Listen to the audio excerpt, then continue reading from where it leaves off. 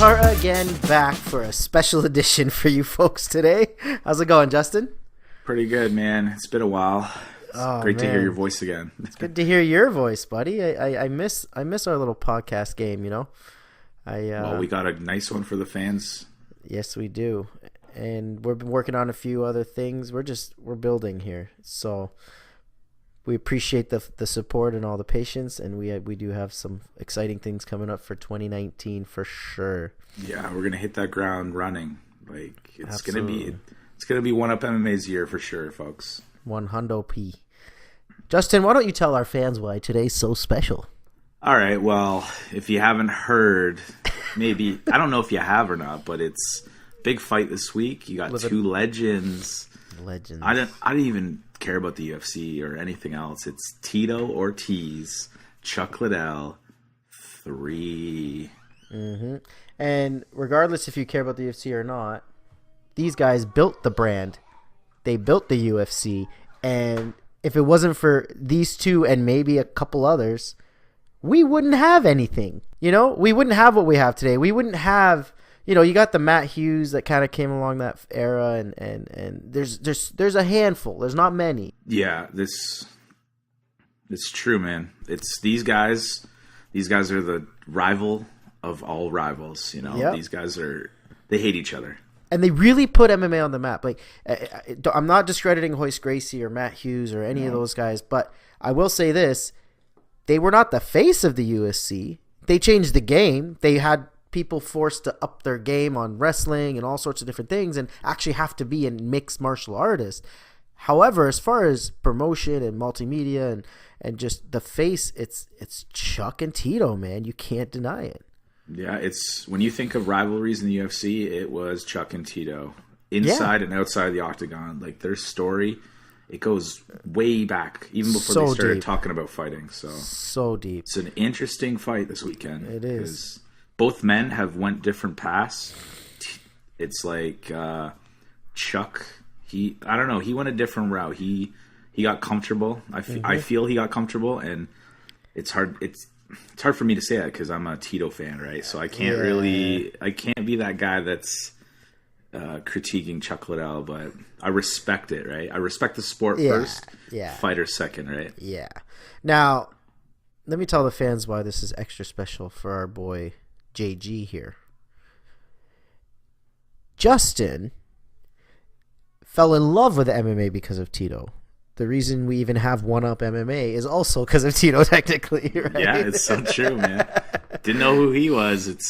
I don't know. We'll just be doing this for fun, you know? Yeah. And who knows if we'd have, you know, the same passion for it. It really does depend on how you're introduced to certain things, right? It's true. And I think this fight's going to be Tito, man. This is his chance. Yeah, honestly, man, I definitely think it'll be Chuck for sure. You're nodding at me I'm like, yeah, he's baiting. Okay, he's going with Tito. No, man. Okay, all right. You know what? If anyone, before we get into this, if anyone wants to question who's a bigger fan for Tito, y'all need to be there when the first time Tito and Justin met. It was like, dude, you were shaking like a leaf. Yeah, well, they can listen to our story from episode 2, I think it was. Yeah, we explained it there. But it's different. You got to see it. Like you're a confident dude. I've been your friend for so long. I've never seen you like that. It was amazing. Never, man. No, I've like I said, we've met fighters before. Yeah. And how big was Tito? So big. You don't expect that. I've been seeing a lot of people posting like Tito's this, Tito's that. It's like I want everybody that has a bad opinion of the man just to meet him once, whether you like him or hate him. Just meet him, and he'll change your opinion 100%. Such a nice guy. And that's why I feel bad that Chuck's going to put his fist through Tito's face again. No, dude, it's not going to happen this time. You don't think Chucky's going to go 3-0? No, I don't think he'll even... Why? I think he'll gas out. I think he'll get tired. You know, I think he's going to be the guy that he didn't pursue any further. Look at Tito. He fought for a belt. And he took Liam McGarry down and was dominant performance until he got caught. That fight, Tito just made one and that's the beauty of MMA. You make one simple mistake, it's over. Tito had the fight for 4 minutes and however many seconds. McGarry threw the legs up. Those long legs locked it. Boom. See you later. Still, but I think Tito's just been more active. Fair enough. I mean, look, you look at Chuck Liddell and you think, okay, he's a drunk, he's this, he's that. The last time he fought was what, 2010 June, right? And it was a loss to Rich Franklin, right? But it sucks that he went out with 3 losses and then he left, which does suck. But the interesting thing is, him and Tito were scheduled to fight, but that fight got canceled, and that's where Rich came in. So it makes this fight even more interesting. Like, this was his what's this, swan song or Cinderella story or whatever you want to call it. Comeback. Yeah. So I think it's a little late, but I will say this: you're right. I agree. Ring rust is real. Age is real. The dude's 48. 100%. Yeah. And yes, Tito has been more active. However, and I say however, because Tito's got almost every bone in his body broken, from his neck to his back to his spine. Like, there's probably bones that he doesn't even know are broken that have been broken. And he stayed active. Now, in a young man's game, staying active, I think, is a good thing. But I think once you get over that peak, activity starts to wear you down. And we don't know if Chuck's been, maybe for the last year. I say this hoping. But the last year and a half. I don't know, man. He's been in the gym, But everyone's trying to say, oh, this is Chuck's just, he's coming back to make a paycheck and double dip in retirement type of thing and take off. But I don't know, man. Chuck's got this edge to him that no one ever, till this day, I've never seen anyone with that kind of edge. I think it's because we know what these guys can do.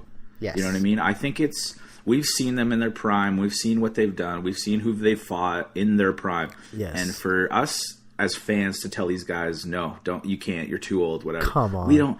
They went to a war, before this sport was anything. So it's not fair for fans to say this fight's stupid, it's dumb, they're old, they're over the hill, because they have that heart, they have that warrior spirit, and they're going to use it come November 24th. And you know what? Go meet one of them at a bar sometime. Pick a fight. See what happens. Yeah, I would love to see it. Chuck could be 100 and he's still KO people, right? So, yeah. Even I've seen Chuck's training videos, and I'm still like, he's still got that power, he could do it, he can. And I think there's a little spring in there because he's had 8 years to heal. He's had, whereas, I think Tito's had a few operations since 2010 even. Like, it's not even, his surgery's never stopped, Well, Tito just he last fight with Sonnen, so that's pretty recent, so. Yeah, and then the Bader fight. The Bader fight, he didn't take too much damage. He ended it in a submission. So that's my favorite fight, man. I know. You lost your goddamn mind. I felt bad for the guys we worked with back in the day. Yeah. Tito submits them. We were both on shift. I was the manager. You were running the kitchen. Yeah. We were both watching the fight. They just looked down at me. Can you please just do something? I'm like, I can't. Tito's fighting. No. And then he submits them, and it's like, woo, let's work. Yeah, man. I will say this: he's one of the Avengers. I call him. He always avenges his losses, except for Quentin Jackson, which I look at Quentin Jackson and Chuck as I look at DC and John Jones. There's just that one. Yeah.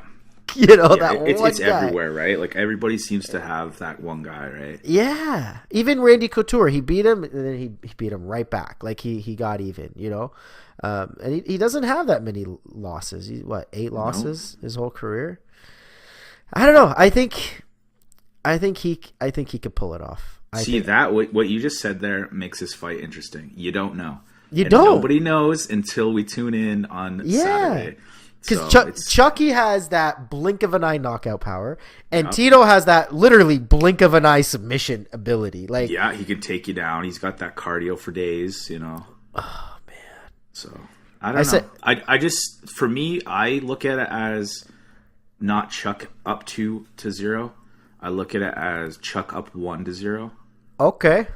Only because that's why I want to do this podcast with you, because we wrote that article, but I wanted people to know. If you go back to Tito Chuck 1, and he gets eye poked in the second round, I think it's second round, So look back. Yeah, I do remember that. Yeah, research, and this is before eye pokes were get a timeout and stuff. Big John McCarthy didn't see but it. I think Tito was a bit of a drama queen too. Maybe, but it happens so fast. It happens so fast though. Yeah. If you so 1Up Mma listeners, if you want to go do some homework, check out Tito Chuck 1, and then tell me if I'm lying. I'd rather or if I'm seeing things, but. I guess listen. It's a little blink. Boop. At the time too, when eye pokes weren't punishable by death, like they take them real serious now. But back then, Tito could have eye poked him right back. I'm just saying, Justin. I'm just saying. Saying. But a little honor, I feel Tito's got more. Little honor. But I don't know. I'm just saying, go back and check it out and.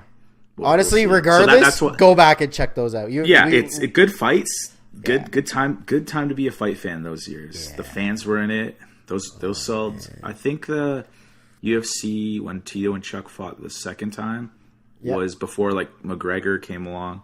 Oh, but I'm pretty sure UFC 66 was the one that made so much money for the UFC. Yeah, that rematch made a lot of money. That was only 12 years ago. Yeah, 2006. So, well, end of 2006. It seems like yesterday, right? I know. I can't believe with these. I feel old saying that shit. Well, when you think of the fight game, though, there's never. You look back, it's like, wow, that fight just happened. See, for me, here's where I lost Tito momentum. Okay, and I'm an emotional fan. Like as far as when I see a guy on a roll, I'm like, all right, strike while they're. When he went through, and this was all in a row. And if I say these names, people will probably look at us and go, those are some big... But this was real. He took out Vitor Belfort. Right after that, he took out... Not even maybe a month later, he fought Forrest Griffin. And both of them were decisions. So he went the full distance. Then he took on Ken Shamrock. And if you remember, Ken Shamrock was like, nah, I'm going to fight you again in 3 months. It was Herb Dean's fault. Let's fight. Okay, there's no damage on my part. Let's do it. And then he beat him again. So it was like, okay, you got Vitor, Forrest, Ken Shamrock twice in a row. And then, bam, there's your John Jones. Chuck Liddell, he loses. And then after that, it was just just couldn't get it back. No, it was Lyoto. And then remember, Griffin got his revenge with another split decision. But he would have got that Rashad fight if he didn't hold the cage. Yeah. That would have either been a difference between a loss. If it was a draw, he had the point. I don't know if the takedown would have won Rashad the fight, but I mean, listen, there was 12 seconds left in round 2, and he lost to knees and punches. So that's what it's officially at, right? Oh, that was the rematch. Yeah. Oh, what are you talking about? I'm saying the first time him and Rashad fought for the draw. Oh, the draw, the UFC 73. Yeah, that was. Man, because Tito he held the cage. Yeah, I don't know which round it was in, but he held the cage and he lost a point, and then that was the draw. So if you take a point away, Tito won the fight. Yeah. So if he would have maybe got back there, we could have seen a different. But now then it was just loss after. Now we're getting in the what if and maybe game, which opens the door for me to say something just like, well, if he didn't hold the fence, maybe he would have got knocked out sooner. True. Look, I could see it in his eyes. He's such a true Tito fan. I will always it hurts me to Tito. Bust your balls like it's this. It's okay, man. That's the beauty of the sport. But I will defend Tito through and through. Hey, that makes Tito, if you're listening to this, you got a fan for life, buddy. Which he is, for sure. Exactly. But yeah, I mean, in the end, look, you've got two dudes whose combined age is 100, right? Almost. It's 97. But they're still killers.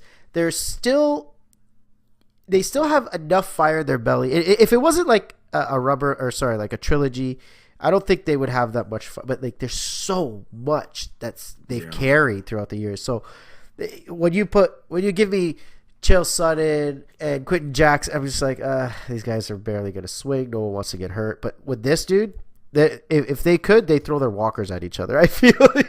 I just think they're going to put on a show, and I think we're all going to be in for a surprise. I think hopefully for Tito, this is his last fight as a fan. Yeah. But I think we're going to be in for a show because these guys have always laid it on the line for us. Yeah, and absolutely. Hopefully this Saturday we'll see Come the on, two legends Charlie. we grew up watching. Charlie, let's do it. But the one thing I don't want to see, and I will lose it if I do, is like, remember when Tyson came back kind of when he was semi-retired and then he lost? It was, I'm just here for the paycheck.